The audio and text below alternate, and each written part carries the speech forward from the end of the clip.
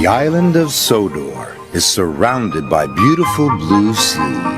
It has fields of green and sandy yellow beaches. There are rivers, streams, and lots of trees where the birds sing. There are windmills and a coal mine, and docks where visitors to the island arrive. Welcome to the island of Sodor.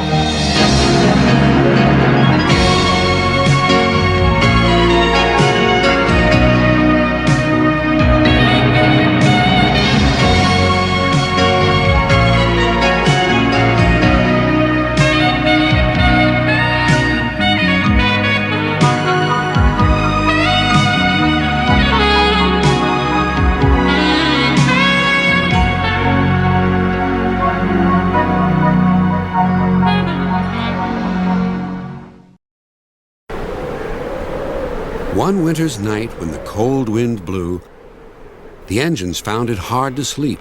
What we need, suggested Toby, is to listen to a story. Yes, agreed Percy, a mysterious story. But, added Duck, it must have a happy ending. Driver told me a story, said Thomas, so everyone listened. Once upon a time, began Thomas, there were 3 little engines who lived in their own little shed on their own little railway. Their names were Duke, Stuart, and Falcon. Duke was the oldest and was named after His Grace, the Duke of Sodor. He was proud of this and loved to keep the little engines in order.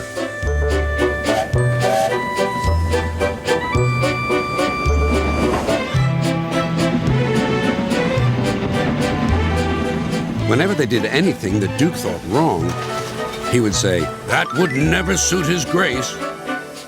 Other engines came and went, but Duke outlasted them all.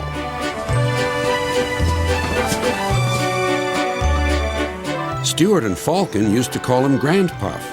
They were fond of him, but they got very tired of hearing all about His Grace.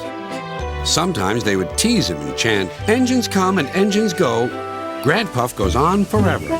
"You impertinent scallywags," Duke would say. "Whatever are you engines coming to?" "Never mind, Grandpuff. We're only young once." "Well, you'd better mind, unless you want to end up like Smudger." "Oh, Grandpuff, whatever happened?" "Smudger," said Duke, "was a show-off. He rode roughly and often came off the rails.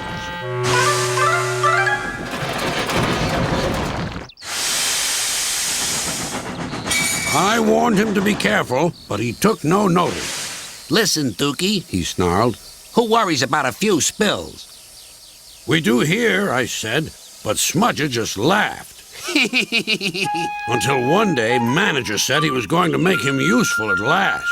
Smudger stopped laughing then. "Well, why? What did he do?" "He turned him into a generator. He's still out there behind our shed. He'll never move again." After that, Stuart and Falcon became really useful engines, and all 3 were happy together for many years.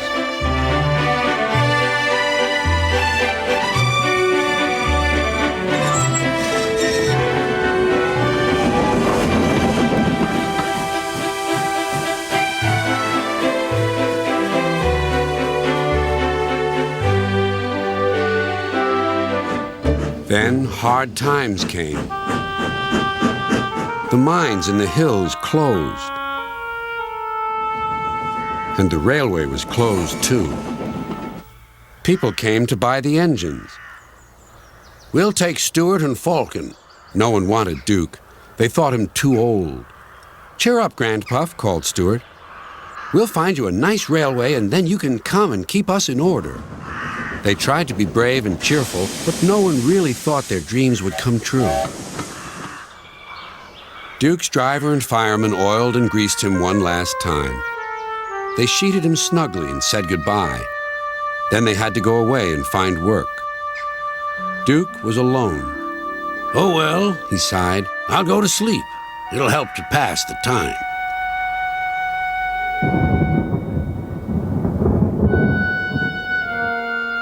Winter torrents washed soils from the hills. Trees and bushes grew all around.